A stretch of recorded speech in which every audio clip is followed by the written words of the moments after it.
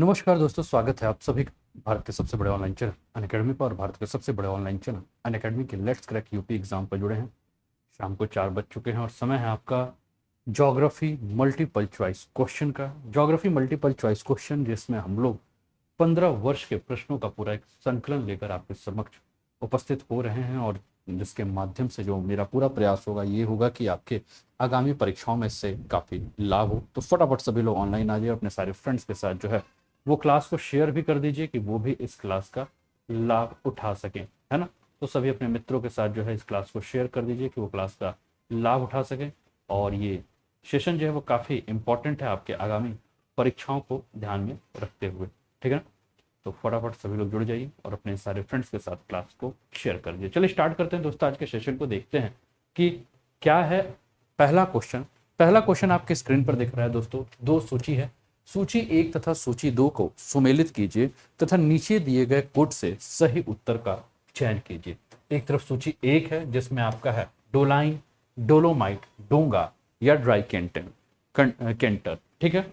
दूसरी तरफ आपका सूची 2 है जिसमें वायु अपरदित स्वरूप, शुष्क जलमार्ग, खनिज और काष्ठ उच्चावच। आपको बताना है कि इसमें से राइट आंसर कौन सा होगा, ए, बी, सी या डी। और आपका समय शुरू हो चुका है, अब आपको बताना है कि राइट आंसर कौन सा होगा।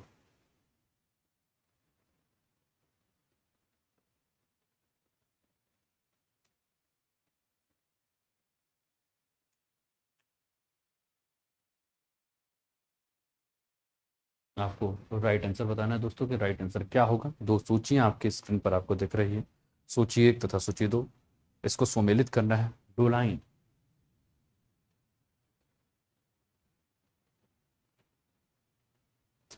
डोलोमाइट, डोंगा, ड्राई केंटन। सूची 2 में है वायु अपरदित स्वरूप, शुष्क जलमार्ग, खनिज या काष्ठ उच्चावच। Sushma, good evening.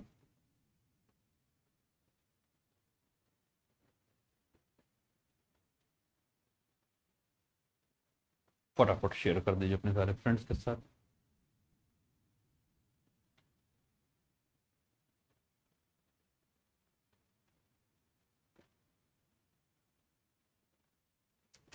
चलिए देखते हैं राइट आंसर क्या है। तो दोस्तों जिन्होंने भी कहा राइट आंसर ए, वो सभी के उत्तर जो है वो सही हैं। ए जो है आपका राइट आंसर है। डोलाइन के बारे में बात करें दोस्तों, तो डोलाइन क्या है? काष्ठ उच्चावच है,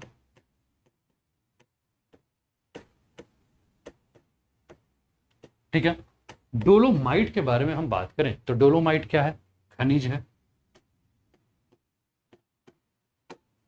डोंगा के बारे में अगर हम बात करें तो डोंगा क्या है? शुष्क जलमार्ग है।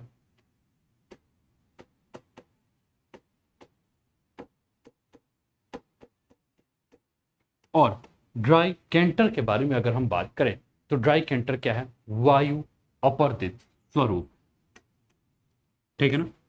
तो जिन्होंने भी कहा ए, वो सभी के उत्तर जो हैं वो आपके सही होंगे। चलिए अगला प्रश्न आपके स्क्रीन पर यह है।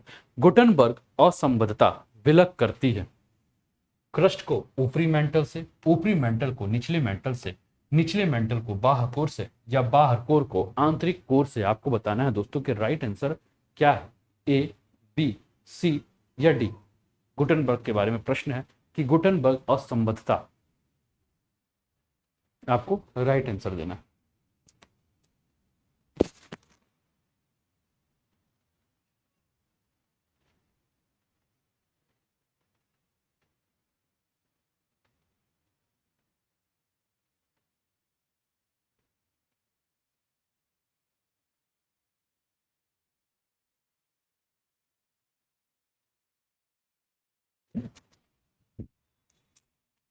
वो समय धीरे धीरे आगे की ओर बढ़ रहा है, आपको बताना है कि राइट आंसर क्या होंगे।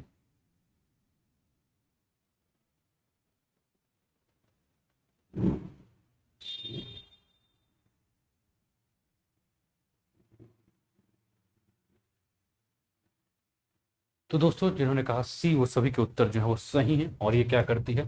निचले मेंटल को बाह्य कोर से क्या कहती है? अलग करती है, ठीक है ना। और गुटनबर्ग के बारे में अगर हम बात करें दोस्तों, तो गुटनबर्ग असंबद्धता जो है वो 2900 किलोमीटर की गहराई में, कितना? 2900 किलोमीटर की गहराई में अगर हम बात करें तो जो मेंटल स्थित होता है, ठीक है ना, तो मेंटल तथा कोर के बीच में जो है ये एक असंबद्धता कहलाती है, जिसका नाम है, जो इस सीमा को या जिस असंबद्धता को हम क्या कहते हैं, रिचार्ड गुटनबर्ग असंबद्धता, ठीक है ना। चलिए अगला प्रश्न आपके स्क्रीन पर है, निम्नलिखित में से किस युग में पृथ्वी लगभग बर्फ से ढकी हुई थी? क्रेस्टेशियस युग, प्लायोसीन युग, प्लिस्टोसीन युग या टर्सरी युग? आपको बताना है कि राइट आंसर क्या है, ए, बी, सी या डी, ठीक है ना। प्रश्न आपके स्क्रीन पर है। तीसरा प्रश्न है, आपको बताना है कि निम्नलिखित में से किस युग में पृथ्वी लगभग बर्फ से ढकी हुई थी? ए, बी, सी या डी?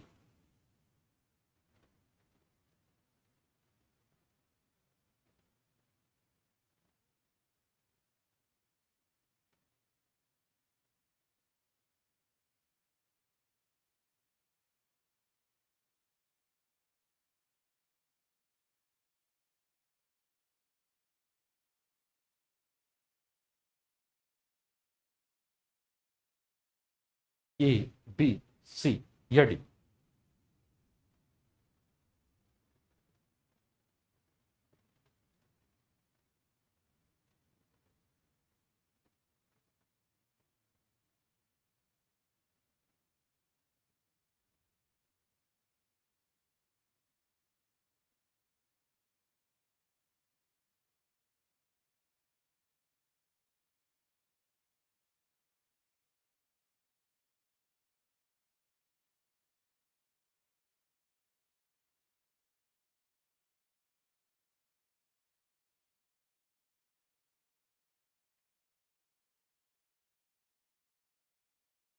ठीक है, चलिए। तो दोस्तों जिन्होंने कहा सी यानी कि प्लेस्टेशन युग, वो सभी के उत्तर जो है वो सही। और प्लेस्टेशन युग को हम क्या कहते हैं? इसी युग को हम कहते हैं महान हिमयुग। क्या कहते हैं? इसी को हम कहते हैं महान हिमयुग। और इस महान हिमयुग के बारे में बात करें दोस्तों, तो इस समय की अगर हम बात करें तो इसमें तापमान की कमी के कारण पृथ्वी पर बड़े पैमाने पर हम क्या देखते थे कि हिम का फैला हुआ था। और इसी समय अगर हम बात करें तो गुंज, मेंडेलस, रीश वो नामक जो है वो 4 प्रकार का जो है वो हिम युग का जो है वो आगमन हुआ। कितने प्रकार का? 4 प्रकार का। क्या क्या नाम था? गुंज, मिंडेल, रिस और वोर्म, ठीक है। चलिए अगला प्रश्न आपके स्क्रीन पर है, मौना लोआ एक सक्रिय ज्वालामुखी है, अलास्का का, जापान का, हवाई द्वीप का और फिलीपींस का? आपको बताना है कि राइट आंसर क्या है, ए, बी, सी या डी? ठीक है ना, आपको क्या बताना है कि राइट आंसर क्या है?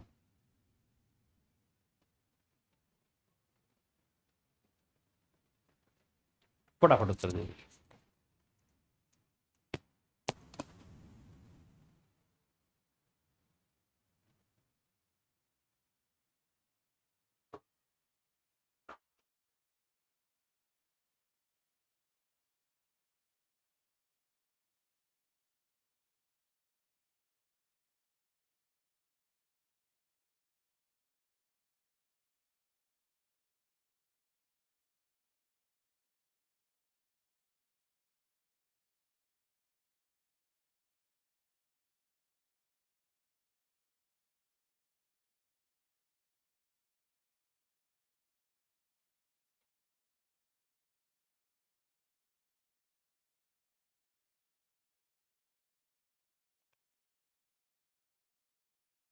ठीक है, चलिए देखें राइट आंसर क्या है।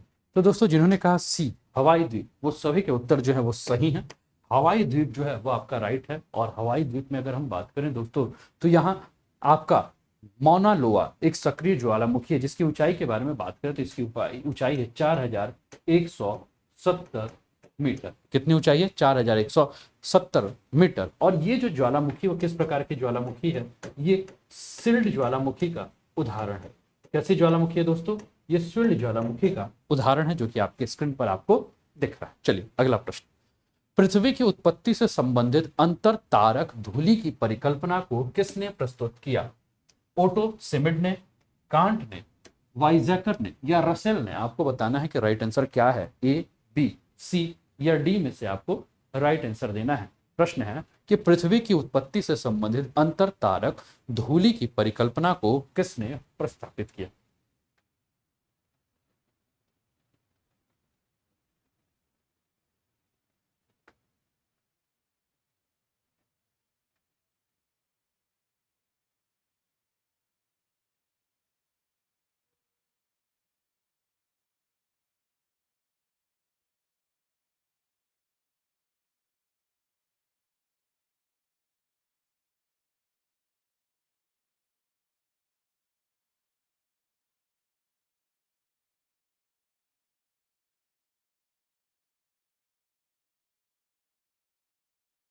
ठीक है। तो दोस्तों जिन्होंने भी कहा ए यानी कि ओटो शिमिड, वो सभी के उत्तर जो है वो सही हैं। तो पृथ्वी की उत्पत्ति के संबंधित में जो अंतर तारक धूलि की परिकल्पना थी वो ओटो शिमिड में दिया। ठीक है। तो फिर ये प्रश्न उठता है कि बाकी जो परिकल्पना है यानी कि वाइजैकर ने क्या दिया था, रसेल ने क्या दिया था और कांट ने क्या दिया था, तो इस बारे में अगर हम बात करें दोस्तों, तो कांट की अगर हम बात करें दोस्तों, तो कांट ने जो दिया था, इन्होंने दिया था गैसीय परिकल्पना। कांट ने क्या दिया था, गैसियस थीसिस।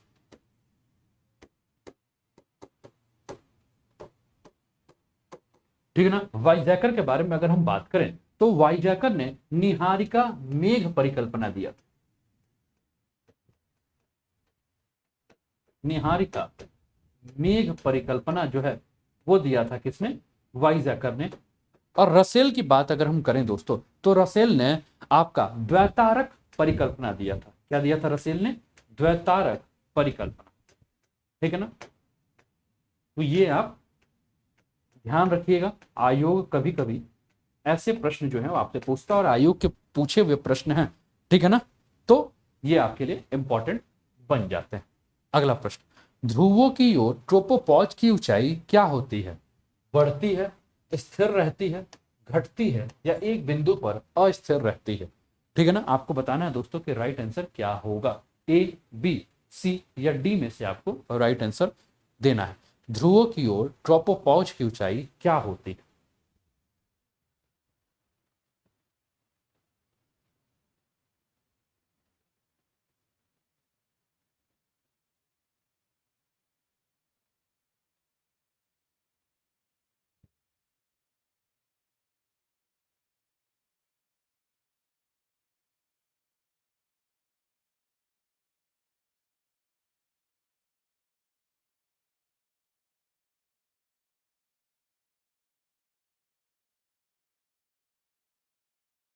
ठीक है, बहुत ही ज़्यादा मोहम्मद अकील स्वागत है, बहुत ही ज़्यादा इंपॉर्टेंट क्वेश्चन है ये। ठीक है। तो जो खासकर एग्जाम दे रहे हैं वो जरूर क्लास करें, है ना, क्लास को मिस ना करें जो एग्जाम दे रहे हैं।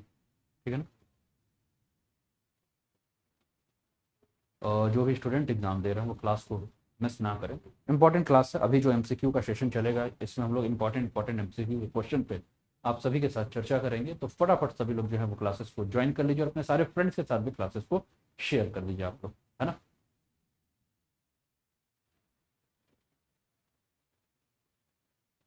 ठीक है ना। चलिए, तो ध्रुवों की ओर ट्रोपोपॉज की ऊंचाई अगर हम बात करें तो क्या होती है दोस्तों, घटती है। ठीक है ना। ट्रोपोपॉज, ट्रोपोस्फेयर के बारे में हम बात करें दोस्तों, तो ट्रोपोस्फेयर जो है आपका इक्वेटर जो है यानी कि भूमध्य रेखा पे अगर हम बात करें तो आपका जो ट्रोपोस्फेयर है, ठीक है ना, उसकी ऊंचाई क्या होती है, सबसे ज्यादा होती है। और इसके बारे में बात करें तो लगभग भूमध्य रेखा पे जो इसकी ऊंचाई होती है इक्वेटर पे, ये 18 किलोमीटर के आसपास की इसकी ऊंचाई होती है। लेकिन जैसे जैसे हम इक्वेटर से पोल्स की तरफ जाते हैं तो इनकी ऊंचाई जो है पोल्स की तरफ कितनी हो जाती है, पोल्स की तरफ इनकी ऊंचाई 8 से 10 किलोमीटर तक के आसपास की हो जाती है। तो जो भी जिन्होंने भी कहा सी, वो सभी के उत्तर जो है वो आपके क्या है, सही। अगला प्रश्न है, स्टेटमेंट वाले प्रश्न हैं, एक बार ध्यान से आप लोग देखिए, उसके बाद हम क्या करेंगे, इस पर चर्चा करते हैं। प्रश्न क्या है, निम्नलिखित कथनों का अध्ययन कीजिए तथा नीचे दिए गए कोड की सहायता से सही उत्तर चुनिए। कथन एक, ध्रुवीय वाताग्र सिद्धांत यह स्पष्ट करता है कि सापेक्ष रूप से गर्म एवं ठंडी वायुराशियां एक दूसरे के संपर्क में आती हैं। ठीक है। कारण क्या है, ये वायु राशियां अपने उत्पत्ति स्थलों के नाम से जानी जाती हैं। वायु राशि मतलब एयर मास, वायु राशि मतलब एयर मास, ठीक है ना, इंग्लिश मीडियम स्टूडेंट्स। और वातागर का मतलब फ्रंट्स, फ्रंट्स और वायु राशि मतलब एयर मास। ठीक है ना। आपको बताना है कि राइट आंसर क्या है, ए बी सी या डी। चलिए पोल स्टार्ट कर देते हैं।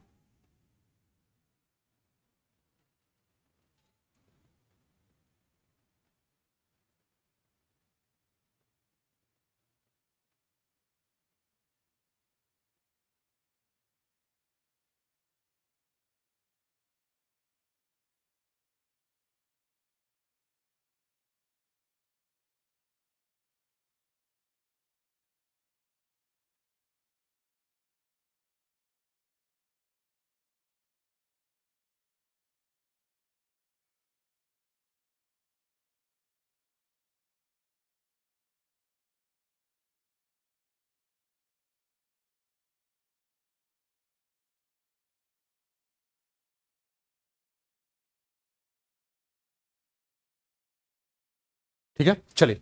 तो जिन्होंने भी कहा बी, वो सभी के आंसर जो है वो आपके क्या है, तो इस सिद्धांत के अनुसार अगर हम बात करें, बी जो है वो राइट आंसर है कि ए तथा आर दोनों सही है, किंतु आर ए की सही व्याख्या नहीं करता है। तो इस सिद्धांत के अनुसार अगर हम बात करते हैं दोस्तों, तो इस सिद्धांत के अनुसार शीतोष्ण कटिबंधीय चक्रवात की उत्पत्ति जो है वो कैसे होती है, दो विपरीत स्वभाव वाली जो वायुराशियां होती हैं, दो विपरीत स्वभाव की वायुराशि मतलब एक ठंडी भारी वायुराशि तथा दूसरी शुष्क तथा गर्म वायुराशि, है ना, हल्की तथा आर्द्र। ठीक है ना, ये दोनों जब वायुराशियां एक दूसरे से अभिसरण करती हैं, ठीक है ना, जब इन दूसरे एक दूसरे से जब अभिसरण करती हैं, तो अभिसरण करने के कारण जो है वाताग्रों का जो है निर्माण होता है, और इन्हें क्या कहा जाता है, ध्रुवीय तथा उष्णकटिबंधीय वायु राशि कहा जाता है। ठीक है, चलें अगला प्रश्न। निम्नांकित कथनों का अध्ययन कीजिए और नीचे दिए गए कूट से सही उत्तर का चुनाव कीजिए। कथन एक क्या कह रहा है, भूमध्य सागरीय प्रदेश में ठंड में वर्षा होती है। ठीक है ना, भूमध्य सागरीय प्रदेश, ठीक है ना, मेडिटेरियन एरिया के बारे में। कारण क्या है, पछुआ हवाएं चक्रवात के साथ ठंड में वर्षा लाती है। ठीक है, समझिएगा प्रश्न को, आपको बताना है कि राइट आंसर क्या है। एकदम कॉन्सेप्ट बेस्ड क्वेश्चन है, सारे के सारे जो हैं वो आपके कॉन्सेप्ट बेस्ड क्वेश्चन। और भारत की भी जलवायु को अगर आप याद करोगे, है ना, तो आप इसके उत्तर को आप अच्छे से समझ सकोगे।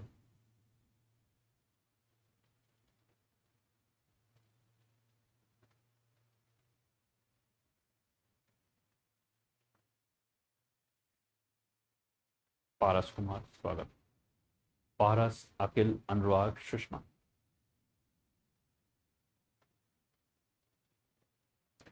तो दोस्तों जिन्होंने कहा ए कि दोनों के दोनों स्टेटमेंट जो है वो सही है, ए जो है भूमध्य सागरीय प्रदेश में ठंड में वर्षा होती है, और आर जो कारण है पछुआ हवाएं चक्रवात के साथ ठंड में वर्षा लाती है, वो सबके उत्तर जो है वो सही है। ठीक है ना, ए जो है वो आपके राइट आंसर है, ए जो है वो राइट आंसर है। भूमध्य सागरीय प्रदेश में अगर हम बात करें दोस्तों, तो ग्रीष्म काल कैसा होता है, शुष्क होता है, और शीतकाल की बात करें तो शीतकाल क्या होता है, आर्द्र होता है। कहाँ, भूमध्य सागरीय प्रदेश, ठीक है ना, यानी कि मेडिटेरियन सी के आसपास का जो आपका क्षेत्र है।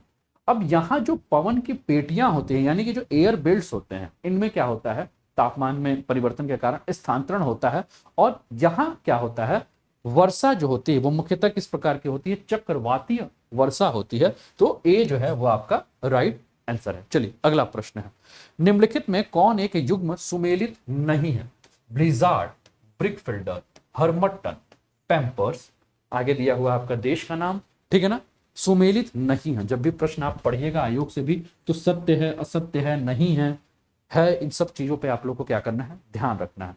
ठीक है ना, कनाडा, फ्रांस, नाइजर, अर्जेंटाइन, आपको बताना है कि राइट आंसर क्या होगा।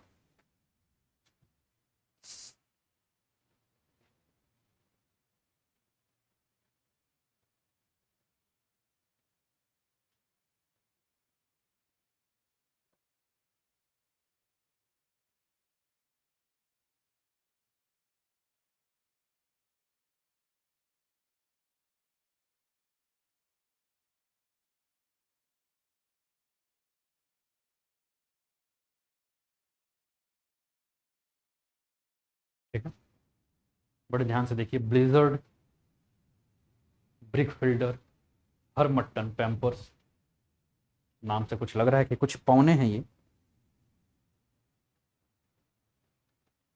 है ना।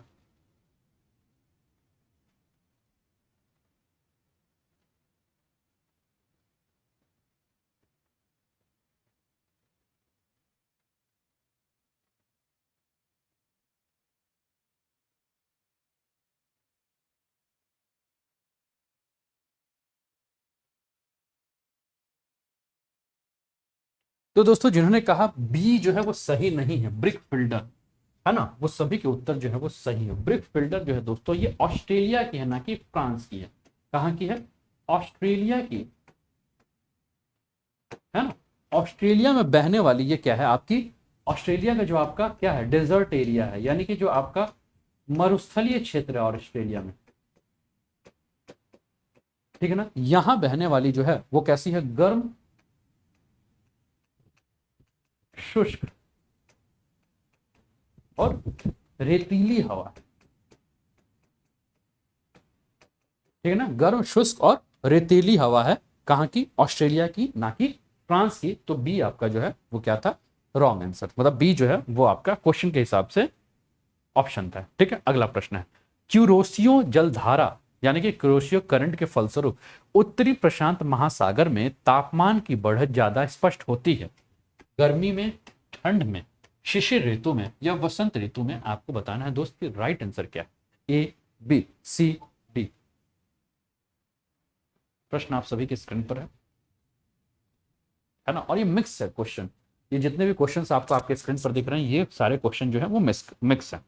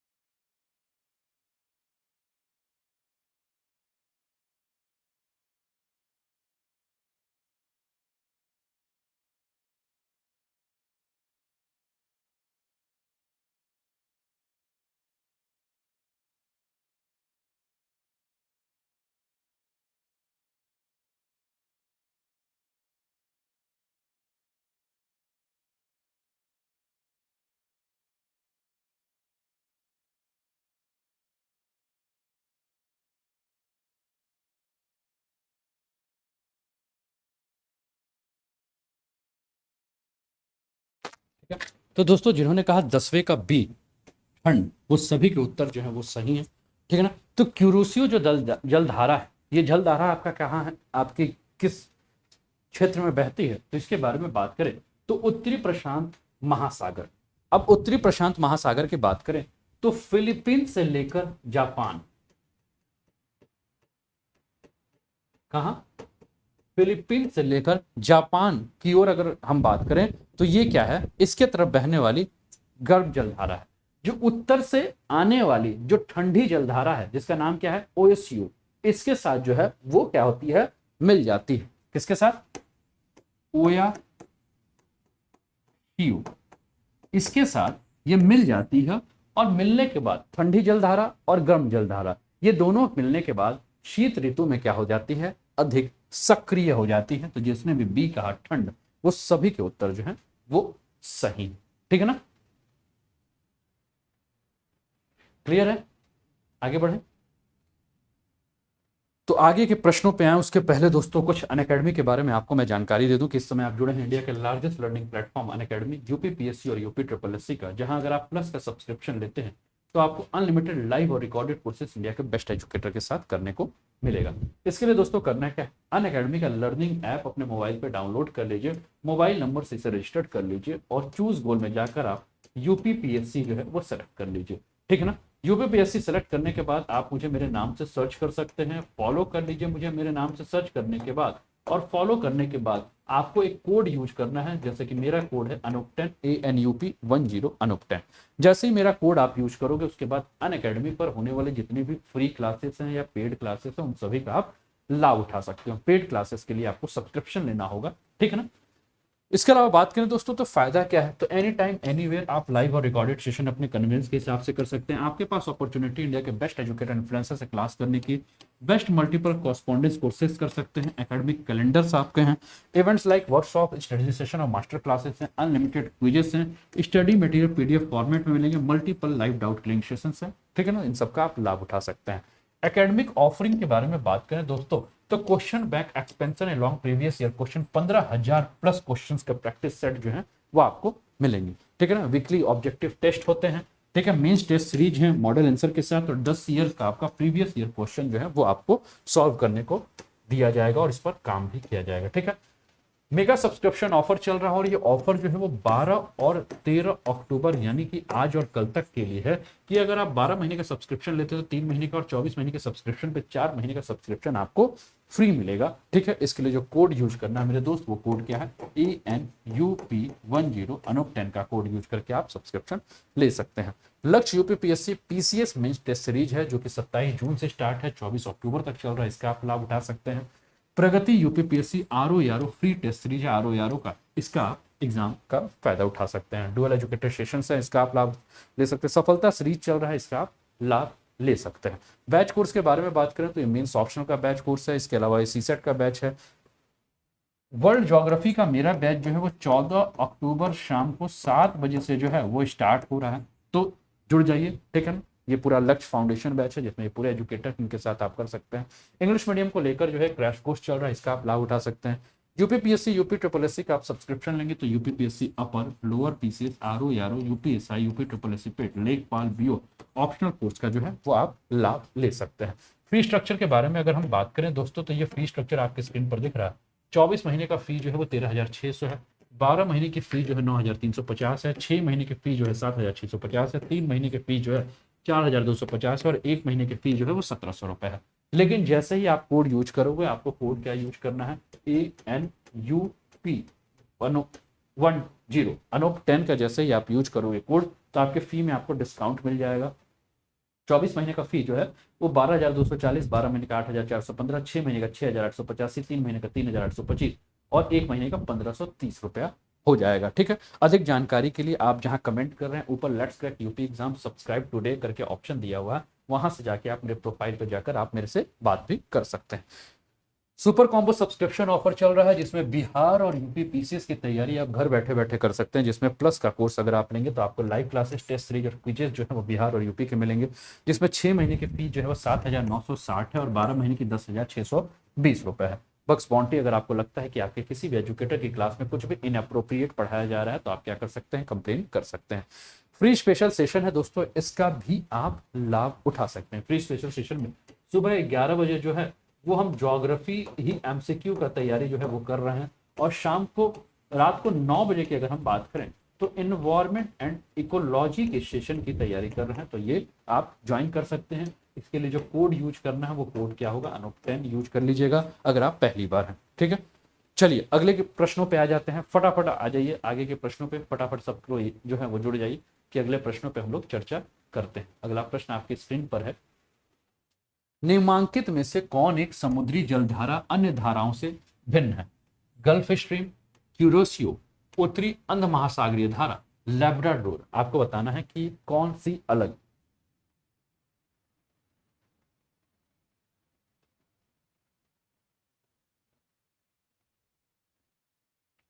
निम्नांकित में से कौन एक समुद्री जलधारा अन्य धाराओं से भिन्न है? गल्फ स्ट्रीम, क्यूरोसियो, उत्तरी अंध महासागरीय धारा, लेब्राडोर। 11वां प्रश्न आपकी स्क्रीन पर है।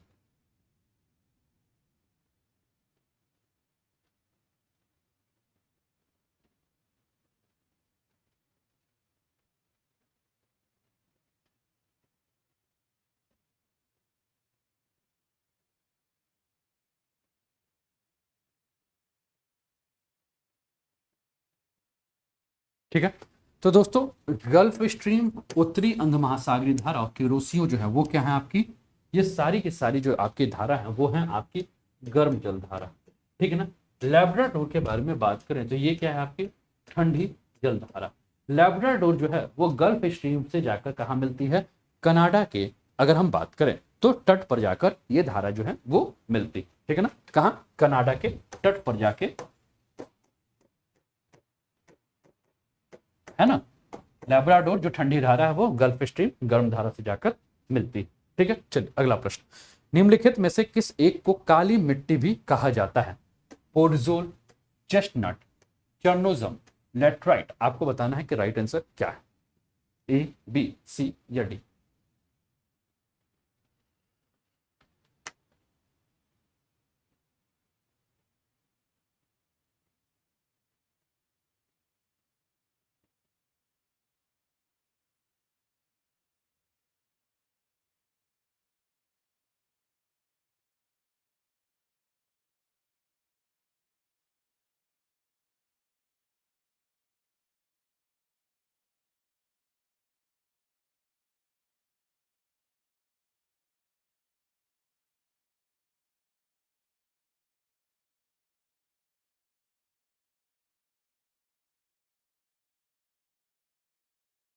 ठीक है दोस्तों, जिन्होंने कहा सी चर्नोजम वो सभी के उत्तर जो है वो सही है। चेरनोजम जो है वो राइट आंसर है। और चेनोजियम को ही क्या कहा जाता है? काली मृदा कहा जाता है। क्या कहा जाता है? काली मृदा। क्यों कहा जाता है काली मृदा चेनोजम को? तो दोस्तों ये मृदा काली क्यों होती है? क्योंकि यहाँ से घास के सड़ने गलने के कारण जो अधिक ह्यूमस उत्पन्न होता है, इसके कारण जो है ये मृदा जो है वो काली हो जाती है। अब ह्यूमस की मात्रा अधिक है, यानी कि विश्व की जो सर्वाधिक अगर हम बात करें तो उपजाऊ मृदाओं में से एक मृदा कौन सी है? चेनोजम मृदा जो है वो आपके विश्व की उपजाऊ मृदाओं में से एक मृदा है। अगला प्रश्न है, निम्नांकित में से किस पारिस्थितिकी तंत्र को बड़े शिकारों की भूमि कहा जाता है? Silvassa, savanna, prairie, taiga. आपको बताना है दोस्तों कि राइट आंसर क्या होगा, ए, बी, सी या डी।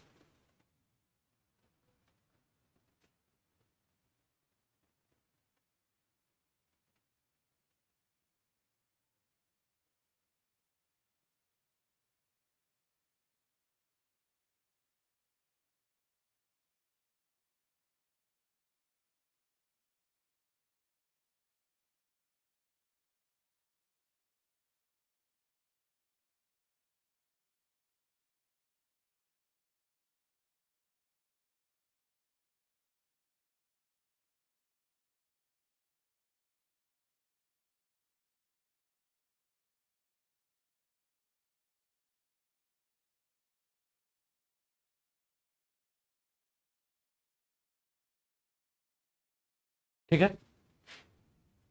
तो दोस्तों जिन्होंने भी कहा बी सवाना, वो सभी के उत्तर जो है वो सही। सवाना को एक और भी नाम कहा जाता है दोस्तों, वो नाम क्या है? सुडानी। क्या नाम कहा जाता है? सुडानी। तो सवाना घास का मैदान या सुडानी घास का मैदान अगर हम बात करें तो बहुत बड़ी संख्या में जो दोस्तों ये जंगली जानवर जो है वो इस क्षेत्र में पाए जाते हैं। और विश्व का जो चिड़ियाघर है उसके नाम से भी सवाना या सुडानी घास के मैदान को कहा जाता है, और इसी को बड़े शिकारों की भूमि भी कहा जाता है। तो जिन्होंने भी कहा बी वो सभी के उत्तर जो सही। काजल मौर्य स्वागत। ठीक है ना? और कैसा लग रहा है आप लोग को ये सेशन जरूर बताएं, और फटाफट जो है क्लास को एक बार शेयर कर दीजिए अपने सारे फ्रेंड्स के साथ, है ना, जहां भी आप जुड़े हैं। ठीक है, कुछ अलग सा लग रहा है कि नहीं क्लास? और ऐसे ही करंट अफेयर्स की क्लास को भी मैं कुछ परिवर्तित करके आपको करंट अफेयर्स की क्लासेस में भी धीरे धीरे जो है वो अब बदलाव नजर आएंगे। जैसे पहले करंट अफेयर्स की क्लासेस में हम क्या करते थे कि स्लाइड लेके, और लेकिन कुछ बदलाव आएंगे और स्लाइड उस बदलाव पर भी धीरे धीरे आप महसूस करेंगे कि वो बदलाव आपको नजर भी आएंगे, वो बदलाव आपको दिखेंगे भी। आपको लगेगा कि पहले से क्लास जो चेंज है। अभी आप मल्टीपल चॉइस क्वेश्चन की क्लास में भी बदलाव देख रहे होंगे, हाँ या ना? बताइए आप लोग। पहले क्या आता था, क्वेश्चन और क्वेश्चन के बाद मैं आंसर को आपके सामने रख के उसको डिक्टेट कर देता था। अब क्या है, केवल क्वेश्चन है और आंसर को जो है वो कोशिश कर रहा हूं कि मैं ज्यादा से ज्यादा पेन का यूज करूं, है ना? तो ये बदलाव उम्मीद करता हूं कि आपको पसंद आ रहा होगा, है ना? एक बार कमेंट में आप लोग बता दीजिए कि ये बदलाव आप लोग को पसंद आ रहा है कि नहीं आ रहा है। ठीक है, चलिए अगले प्रश्न पे चलते हैं। उच्च श्रेणी के जैव स्तर कहाँ समाहित होते हैं? जीव संख्या में, कोशिका में, जिन में या उत्तक में? आपको बताना है कि राइट आंसर क्या है, ए, बी, सी या डी।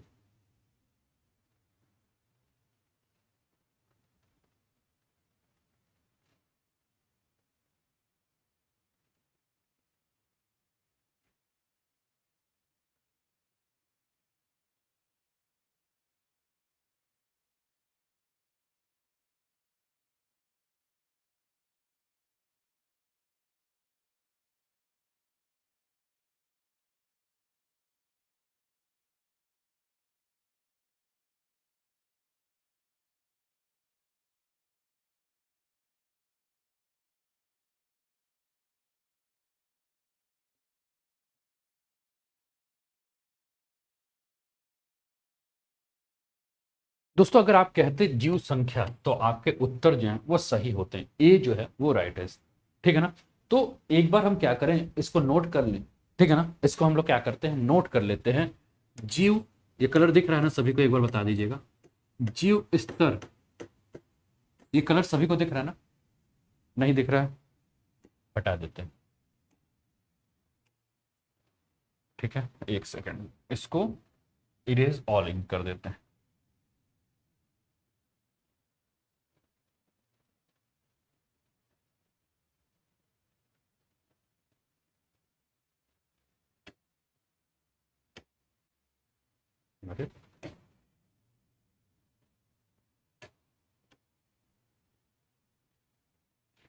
15 से पहले 14, इस पृष्ठ पे हम बात कर रहे थे ना, तो इस पृष्ठ पे हम आ जाते हैं, इसको एक बार समझ लेते हैं हम, ठीक है। इसको हम लोग क्या करते हैं, समझ लेते हैं। व्हाइट कलर ले लेते हैं, व्हाइट आप लोग को, ठीक है ना, व्हाइट कलर ले लेते हैं, व्हाइट आपको समझ में आ जाएगा। तो जीव स्तर का क्रम अगर हम बात करें, इसका स्क्रीनशॉट ले लीजिएगा जब इसको मैं कंप्लीट कर दूं। जीव स्तर का क्रम, ठीक है ना। अब जीव स्तर के क्रम के बारे में अगर हम बात करें, ठीक है ना, तो सबसे छोटा जो है वो होता है क्या, जीन। सबसे छोटा क्या हो जाता है, जीन। जीन के बाद कोशिका। जीन के बाद क्या हो जाता है दोस्तों, कोशिका। कोशिका के बाद उत्तक। उत्तक, उत्तक के बाद अगर हम बात करें तो अंग। अंग के बाद बात करें तो अंग के बाद क्या होगा, जीव। और जीव के बाद बात करें तो जीव संख्या।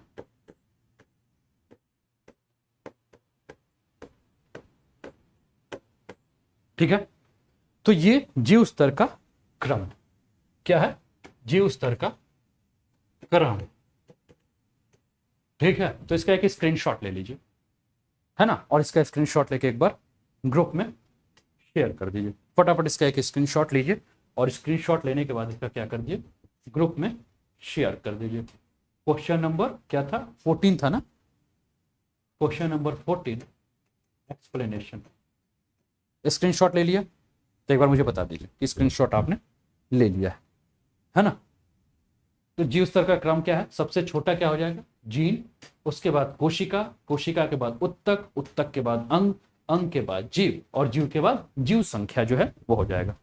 ले लिया ना सभी ने, स्क्रीनशॉट सभी ने ले लिया, एक बार मुझे बता दो भाई, तो फिर अगले क्वेश्चन पे चले। ग्रुप पे शेयर मारो, चलो ले लिया।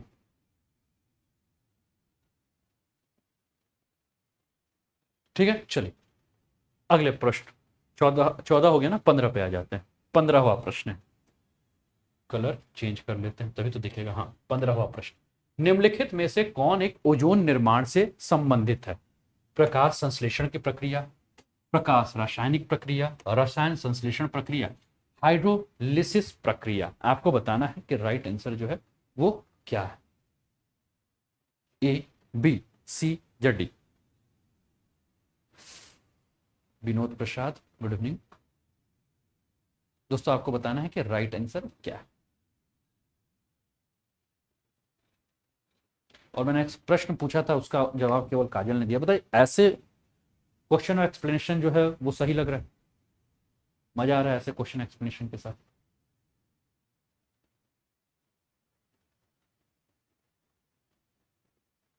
रोज शाम को 4 बजे, सुबह 11 बजे भी लेके आ रहे हैं हम लोग, और कुछ जो है ऋतु विश्वकर्मा, स्वागत।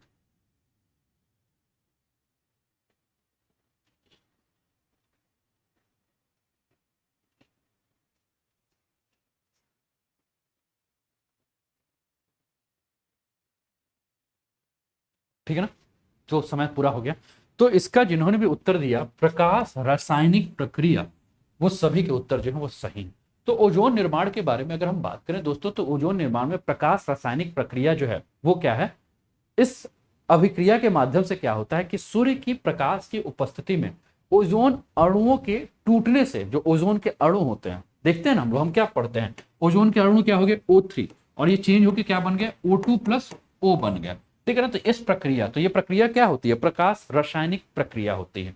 ठीक है, चलिए अगला प्रश्न। निम्न में से कौन एक जल प्रदूषण से संबंधित नहीं है, ठीक है ना, नहीं है। यूट्रोफिकेशन, नाइट्रिफिकेशन, जैव ऑक्सीजन मांग, या तेल चिक्करण। तेल चिक्करण मतलब ऑयल सिल्क। आपको बताना है कि राइट आंसर क्या है दोस्त। समय शुरू हो चुका है।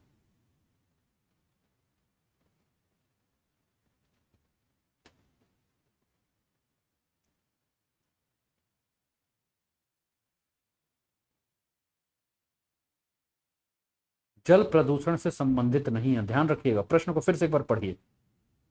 निम्न में से कौन सा एक जल प्रदूषण से संबंधित नहीं है। प्रश्न को अगर ध्यान से पढ़ोगे तो उत्तर आपके तुरंत दिमाग में होगा।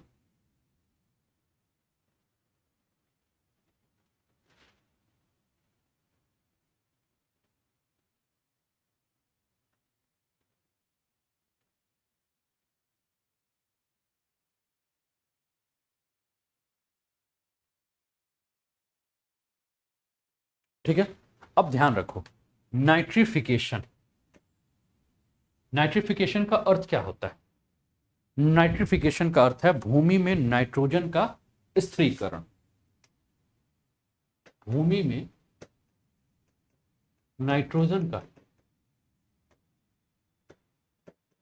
स्थिरीकरण, यही है ना नाइट्रिफिकेशन। तो भूमि में ना, और यहां जल प्रदूषण के बारे में पूछा है ना, तो ये आपका जो है नहीं है। यूट्रिफिकेशन, जो ऑक्सीजन मांग और तेल चिक्कण जो है, ये क्या है आपके जल से प्रदूषण से संबंधित है। क्लियर है? अगला प्रश्न, निम्नलिखित में कौन एक भूगर्भिक चक्र का भाग है? ठीक है, कार्बन चक्र, हाइड्रोजन चक्र, जलीय चक्र और नाइट्रोजन चक्र। आपको बताना है कि राइट आंसर क्या है दोस्तों।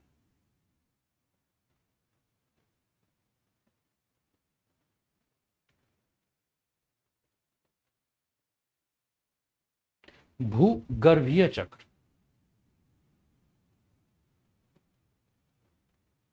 यानी कि भूगर्भ के अंदर।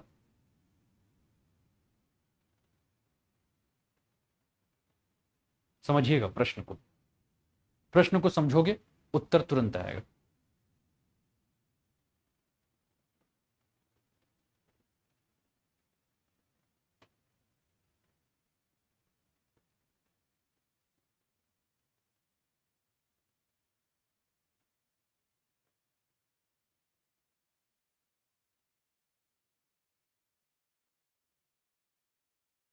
ठीक है, तो दोस्तों अगर यहां हम बात करें तो कार्बन जलीय चक्र, हाइड्रोजन चक्र, नाइट्रोजन जलीय चक्र।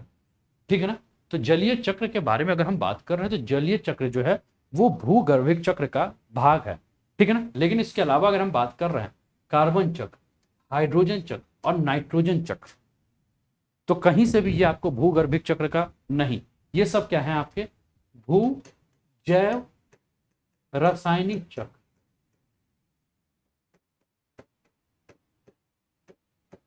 ठीक है ना, कौन कौन से? कार्बन, हाइड्रोजन और नाइट्रोजन।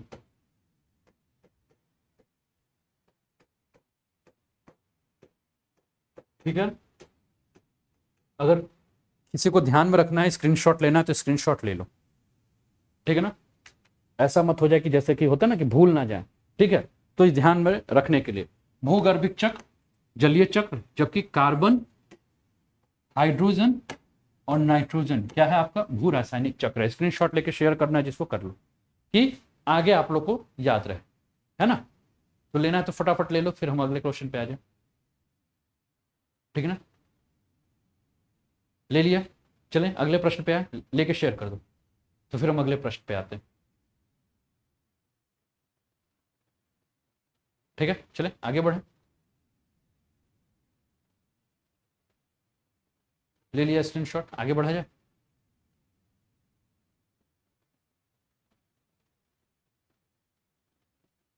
ठीक है ना, स्क्रीनशॉट ले लिया ना। चलिए अगला प्रश्न, निम्नलिखित में से किसे विश्व का फेफड़ा कहा जाता है?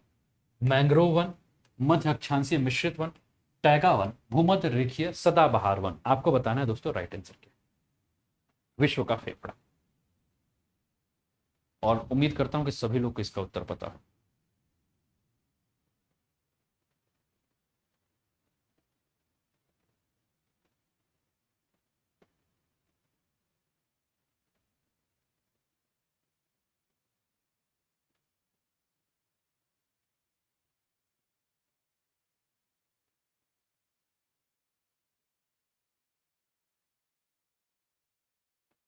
और लगभग लगभग सभी के उत्तर जो है वो सही आ रहे हैं। डी जो है, ठीक है ना, वो राइट आंसर है।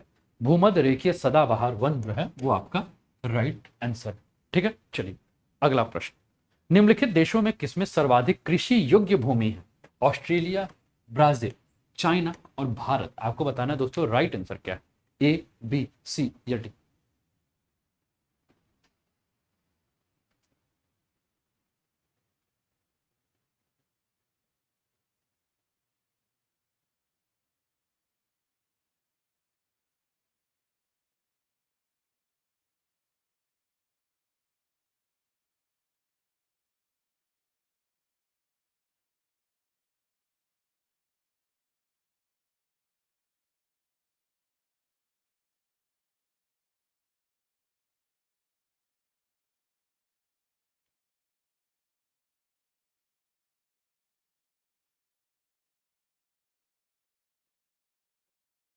अगर दोस्तों अमेरिका अगर इसमें कहीं होता, ठीक है ना, तो अमेरिका जो है वो क्या है आपका नंबर 1 पे है, इंडिया जो है वो क्या है आपका नंबर 2 है, लेकिन ऑप्शन में कहीं अमेरिका नहीं दिया गया है।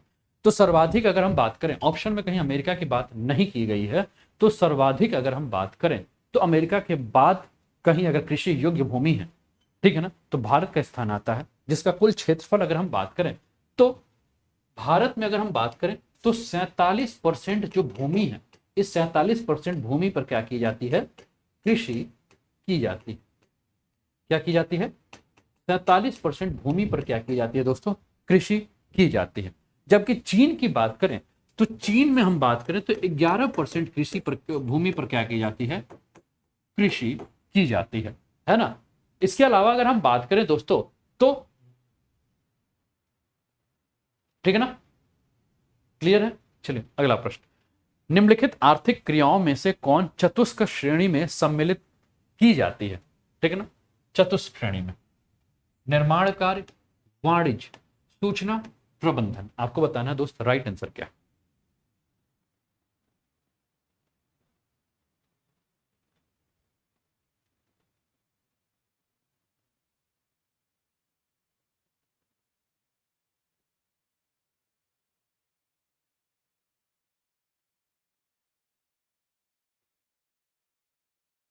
निम्नलिखित आर्थिक क्रियाओं में से कौन चतुष्क श्रेणी में सम्मिलित की जाती है, ए बी सी या डी। निर्माण कार्य, कोई भी आपका कंस्ट्रक्शन वर्क है, वाणिज्य व्यापार प्रबंधन मैनेजमेंट, सूचना।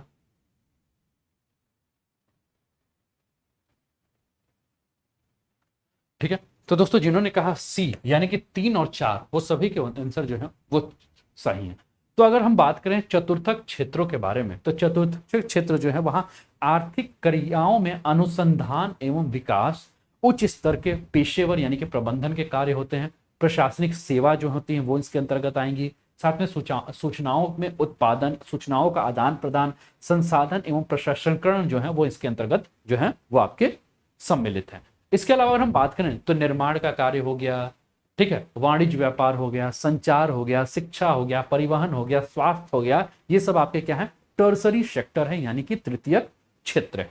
ठीक है, अगला प्रश्न है, मार्केट गार्डनिंग का संबंध उपजाने से नगरीय बाजार के लिए सब्जियां, फल एवं फूल, ठीक है ना, मार्केट गार्डनिंग का अर्थ क्या है कुल मिला के, बाजार के लिए खाद्य फसल, वस्त्र उद्योग के लिए रेशेदार फसल, जानवरों के लिए पशु चारण फसल। आपको बताना है कि राइट आंसर क्या है, ठीक है ना।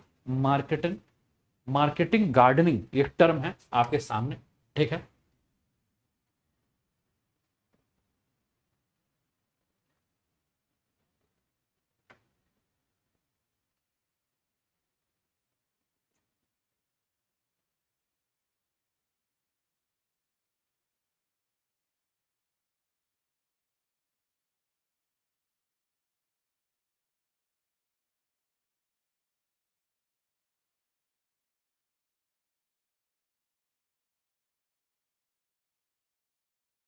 तो दोस्तों जिन्होंने कहा ए नगरीय बाजार के लिए सब्जियां फल एवं फूल, वो सभी के उत्तर जो है वो सही हैं। तो दोस्तों आप देखते हो कि जैसे बड़े बड़े नगर हैं, तो नगरों के बाहर आप क्या देखते हो कि नगर जो जहां समाप्त हो रहे हैं उसके बाहर जो है फल सब्जियां फूल इन सभी की गहन कृषि की जाती है, और इसी को क्या कहा जाता है, मार्केट गार्डनिंग कहा जाता है। अगला प्रश्न, निम्नलिखित उद्योगों में कौन उद्योग पाद मुक्त यानी कि फुट लॉस है, सीमेंट, चीनी, लोहा एवं इस्पात, हौजरी। आपको बताना है कि राइट आंसर क्या है। 21वां प्रश्न के बाद 22वां प्रश्न आपके स्क्रीन पर। अच्छा, कुछ लोगों को प्रश्न थोड़े से लेट मिल रहा है नेटवर्क इशू के चलते। ठीक है, चलिए आप लोग उत्तर देते रहिए।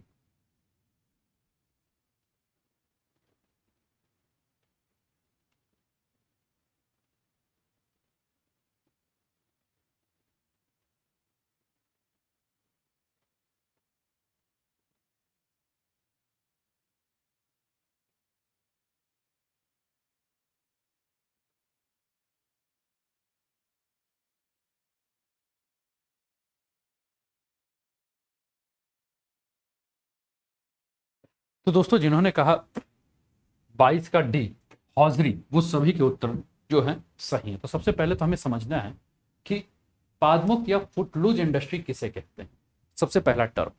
ठीक है ना। तो इसका मतलब ऐसे उद्योग, कैसे उद्योग होंगे, हल्के उद्योग। कैसे उद्योग होंगे, ये सब आपके हल्के उद्योग होंगे। ठीक है ना। अब इन हल्के उद्योग के लिए किसी विशिष्ट स्थान की आवश्यकता नहीं होगी।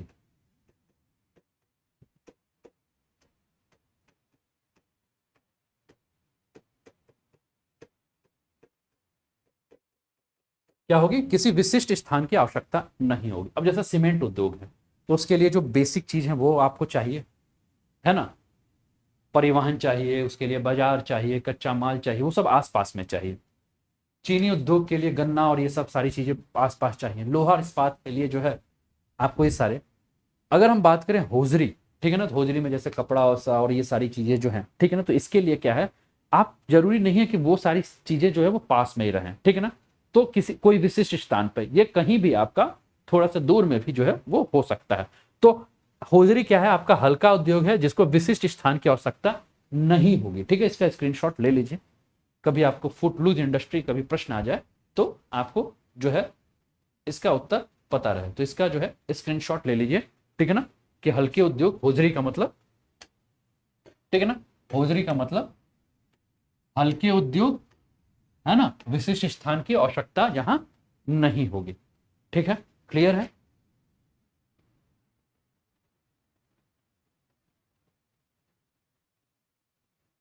क्लियर है, आगे बढ़े। ले लिया स्क्रीनशॉट।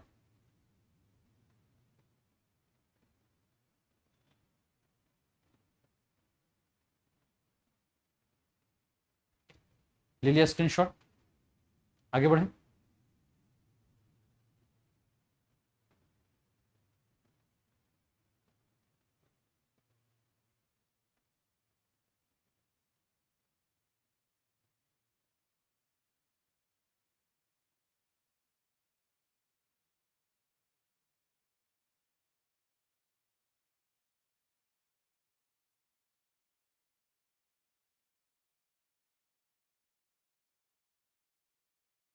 चलिए आ जाते हैं अगले प्रश्न पर।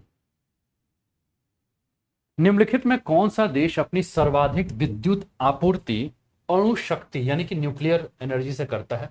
स्लोवानिया, जापान, फ्रांस या स्वीडन? आपको बताना है दोस्त कि राइट आंसर क्या है।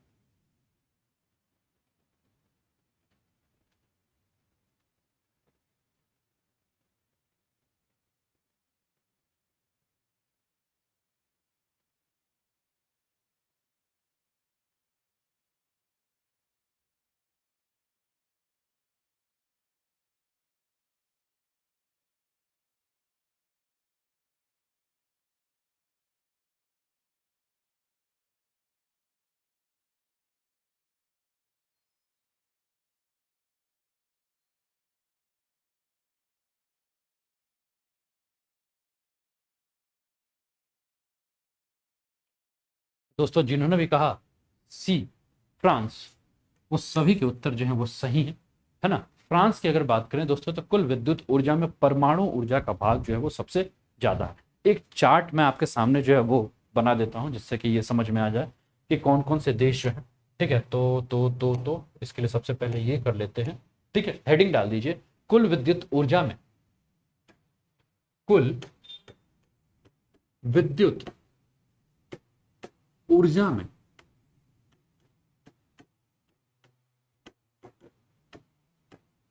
परमाणु ऊर्जा, ठीक है, का भाग।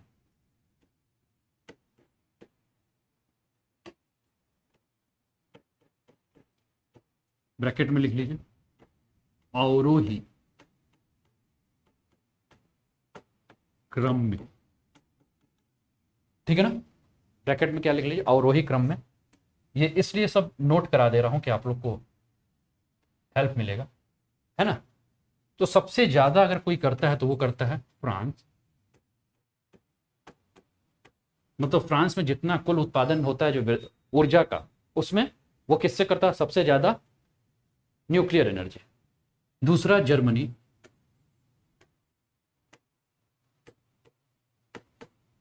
ठीक है, दूसरा जर्मनी है। तीसरा यूनाइटेड किंगडम, यूके, ठीक है। चौथा यूएसए, ठीक है। चौथा यूएसए।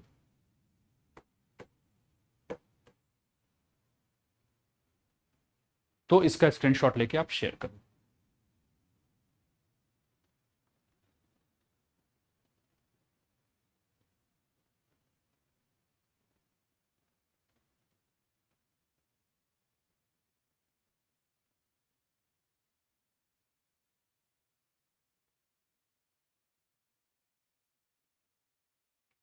ठीक है, याद रहेगा सबको।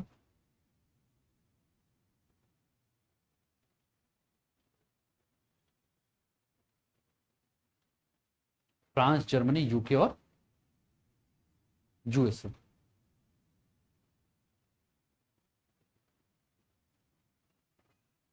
ठीक है ना। चलें आगे बढ़े, अगला प्रश्न। 23वां हो गया। 24वां, विश्व में अनाज के उत्पादन में संयुक्त राज्य अमेरिका का क्या क्रम है? द्वितीय, तृतीय, चतुर्थ या प्रथम? आपको बताना है कि राइट आंसर क्या है, ए बी सी या डी।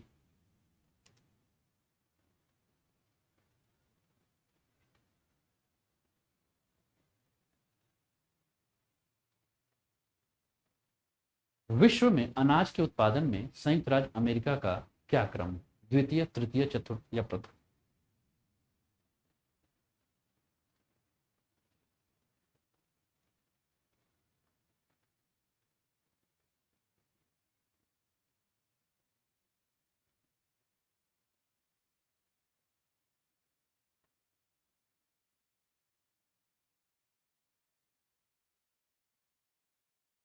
विश्व में अनाज के उत्पादन में संयुक्त राज्य अमेरिका का क्रम है द्वितीय, तृतीय, चतुर्थ या प्रथम?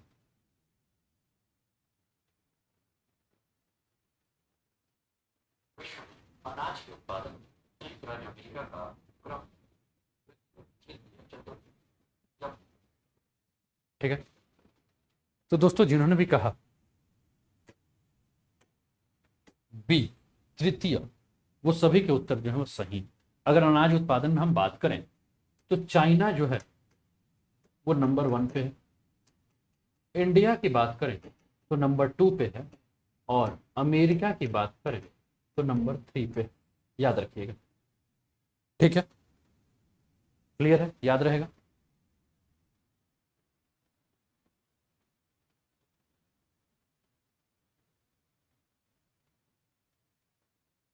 याद रहेगा ना, ठीक है ना। तो बी जो है वो आपका राइट आंसर है। इसका भी स्क्रीनशॉट लेना ले सकते हो कि चाइना में सबसे ज्यादा आपका क्या होता है, अनाज का उत्पादन होता है। दूसरे स्थान पर इंडिया और तीसरे स्थान पर अमेरिका या यूएसए, ठीक है ना, आप लिख सकते हैं, ठीक है।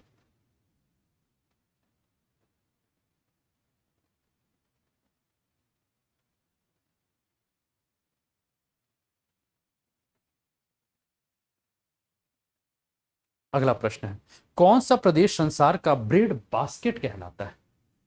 शीतोष्ण घास का मैदान, सवाना घास का मैदान, भूमध्य सागरीय प्रदेश और मध्य अक्षांशीय वन? आपको बताना है दोस्त कि राइट आंसर क्या है। कौन सा प्रदेश संसार का ब्रेड बास्केट कहलाता है?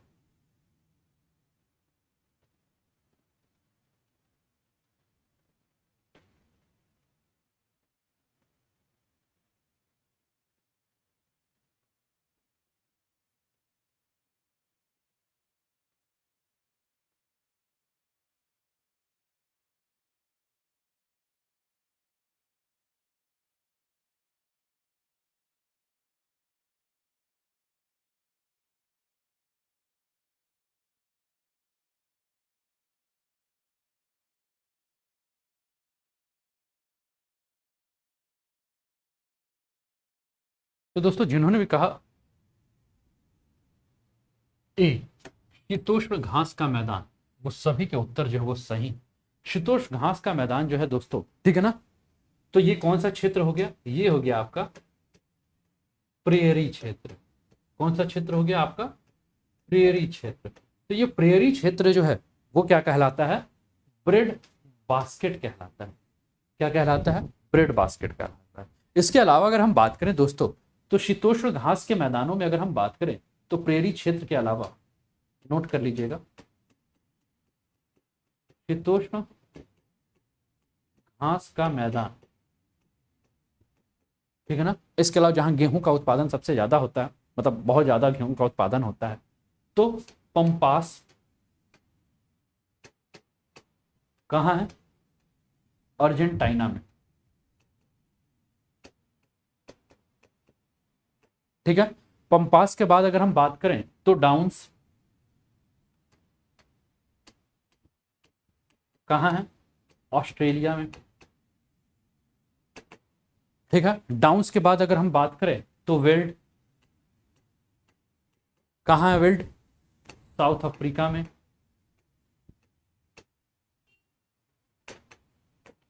वेल्ड के बाद अगर हम बात करें तो स्टेपी। ये जो क्षेत्र है ये गेहूं का उत्पादन जो है सर्वाधिक होता है,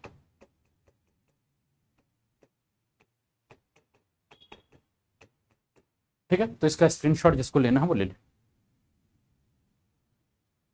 ठीक है ना। Pampas Argentina, downs Australia, weld south Africa, steppe. तो ये जो आपका शीतोष्ण घास का मैदान है, ये क्या है आपका, गेहूं का उत्पादन जो है वो सर्वाधिक आपको यहां देखने को मिलेगा, ठीक है। क्लियर है, आगे बढ़े। तो इसका जिसको स्क्रीनशॉट लेना है वो स्क्रीनशॉट ले सकता है अपने याद रखने के लिए और शेयर कर दीजिएगा। चलिए आगे बढ़ते हैं। अगला प्रश्न है, विश्व में चीनी का सबसे बड़ा उत्पादक एवं आपूर्तिकर्ता कौन है, ब्राजील, क्यूबा, इंडोनेशिया या थाईलैंड। आपको बताना है दोस्तों कि राइट आंसर क्या है।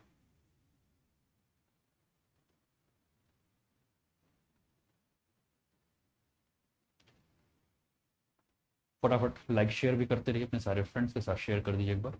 मात्र 2-3 क्वेश्चन और बचे हैं, उसके बाद सेशन को एंड करते हैं। अंकित आनंद,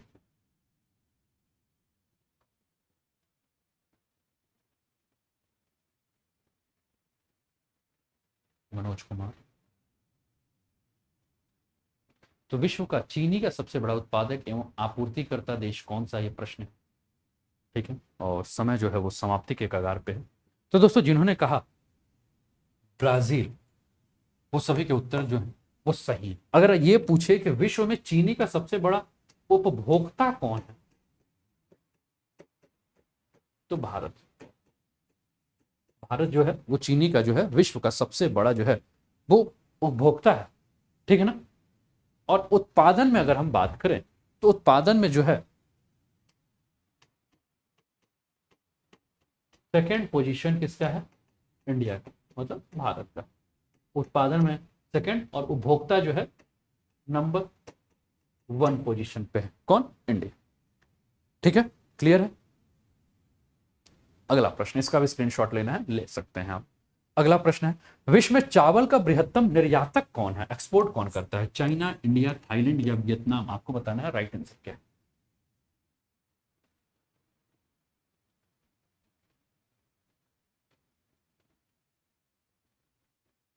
चावल का सबसे ज्यादा निर्यात कौन करता है।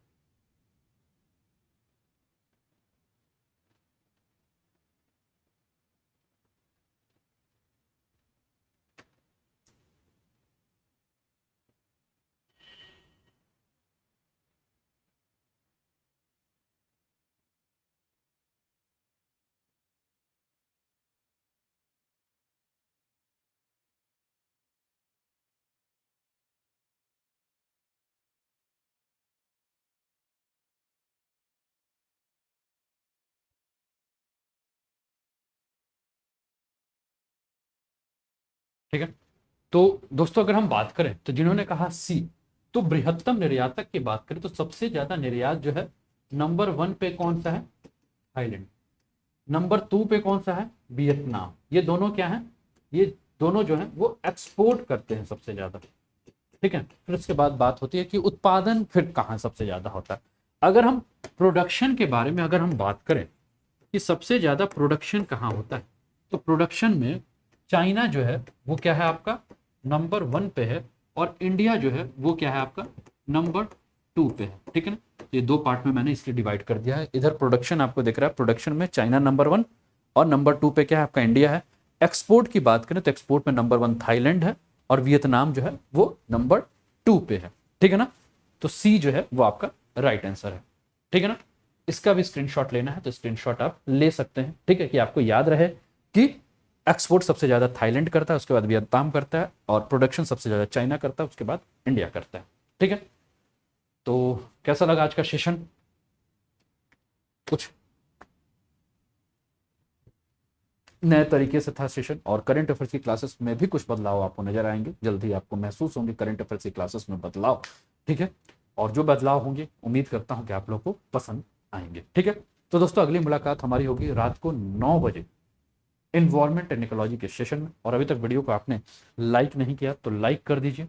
ठीक है ना, चैनल को अभी तक सब्सक्राइब नहीं किया, सब्सक्राइब कर दीजिए। Let's crack UP exam Telegram channel है, इसको आप लोग ज्वाइन कर लीजिए। वीडियो को लाइक कर दीजिए, शेयर कर दीजिए, सब्सक्राइब करके बेल आइकन दबा दीजिए कि यहाँ आने वाली हर वीडियो को आप जो है देख सकें। अगली मुलाकात रात को 9 बजे होगी। तब तक अपना ध्यान रखिए, स्वस्थ रहिए, मस्त रहिए, तंदुरुस्त रहिए, हंसते खेलते मुस्कुराते हुए जीवन का आनंद लीजिए। जय हिंद, जय भारत।